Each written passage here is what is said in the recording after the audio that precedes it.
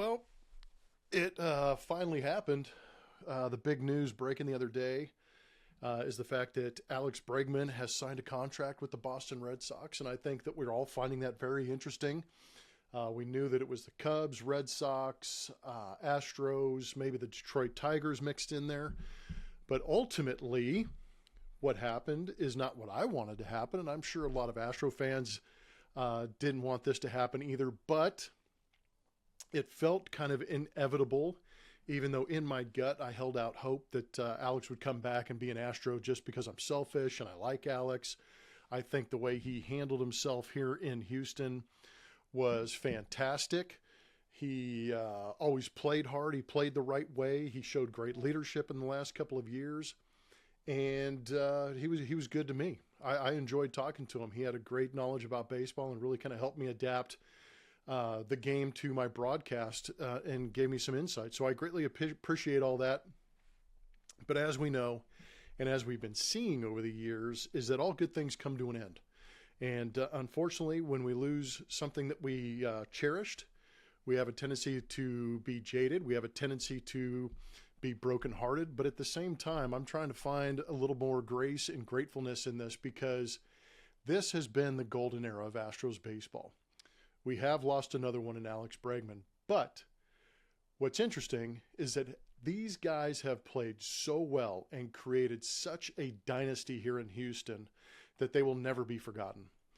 We know 2017 was the first World Series championship, 2022 another one, 8 straight ALCSs, 4 World Series appearances, and these guys are now moving on. That's how good they are. They didn't disappear. They didn't fold after one exciting year. They didn't overachieve. These guys are who everybody anticipated them being. High draft picks, highly productive big leaguers, and now they're making the money. So something that I have tried to stay true to throughout my broadcast career, post-playing career, is that if you can go get the money, get that cash, because this earning window is not that long. It's 10 to 15 years if you're a superstar and you're lucky. So get that money when you can. And what was interesting about Alex is I think that once he got to free agency after signing that 5-year, $100 million deal with the Astros, which was pretty club friendly and enhanced the Astros and their winning possibilities, he's moved on, like the Correas, Springers, Keuchels, and some of these other guys, to go out and get the big money. And he wanted a high annual average value on his contract, and he got it from the Boston Red Sox. And I think it's interesting because he's going to get $40 million a year. There are 3 years on that contract. So 4 years, $120 million. Boris has created these contracts where his guys can get opt-outs after every single year. So he has an opt-out after the first year, second year, and obviously after the third year, if he chooses to go that far, he'll be a free agent again. But I think it's great that for both parties, I think Alex gets the number he wants per year. And I think the Red Sox have a short-term deal that could pay high dividends even at $40 million a year, because Alex is going to make your team better.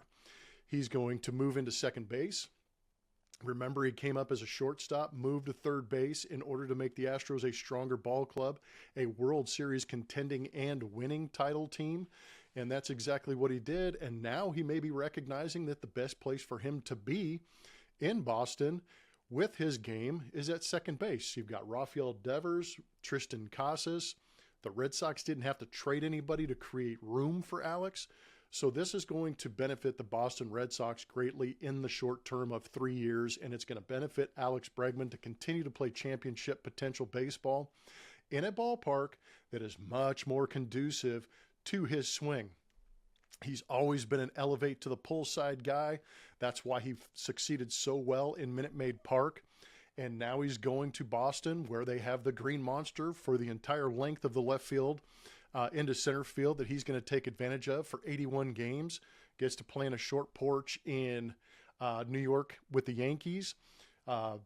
Even the Baltimore Orioles have moved their left field wall in. So there's going to be some potential for him to drive the ball out of the ballpark and continue those 25 home run type seasons with Boston.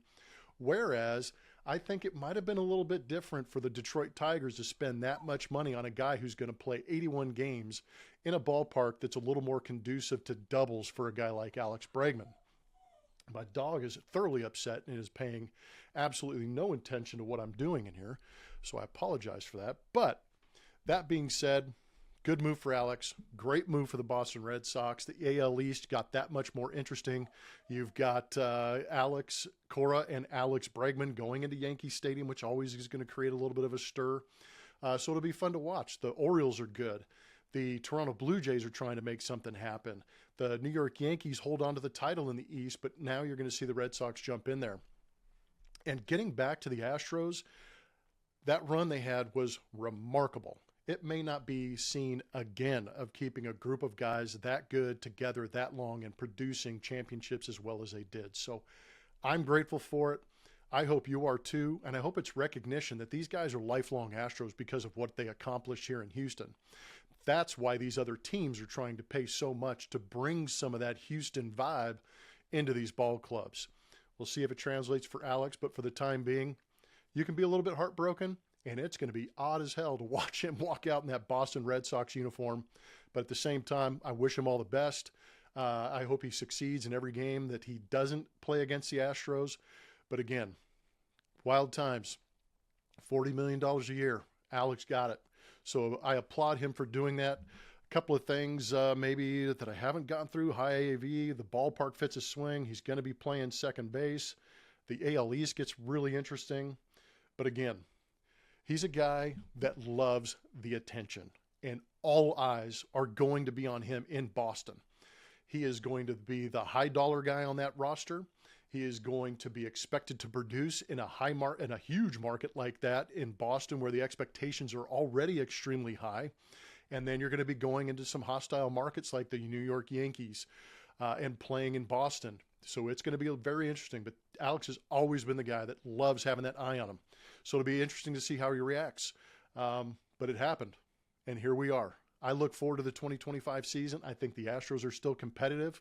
I think Dana Brown did a good job of covering third base and first base and in accruing some good talent in Christian Walker and in Isak Paredes. We'll just have to see how the season plays out. Maybe there's another trick up the sleeve of Dana Brown. But at $40 million a year, he opted out. And so did Alex. He got paid. Good talking with you. Thank you for enjoying Endless Blummer. I hope that you found this informative. We'll see if my buddy Tuttle will jump on and maybe rebut this or add some of his comments to it. But that's kind of where I'm at right now. I'm grateful for Alex. I'm grateful for the George Springers, the Carlos Correas. I'm also grateful that Jose Altuve is still here, and Yordan Alvarez, and Yainer Diaz, and Jeremy Pena. And I'm excited to see what Christian Walker can do with these guys. And the future at third base actually looks pretty good with Cam Smith coming up through the ranks and things like that. But we'll have to wait and see what happens here in 2025. All the best to everybody out there. Remember, elevate yourself, elevate others, and that's how we celebrate. All the best. We'll be back with you soon during the regular season because spring training is upon us.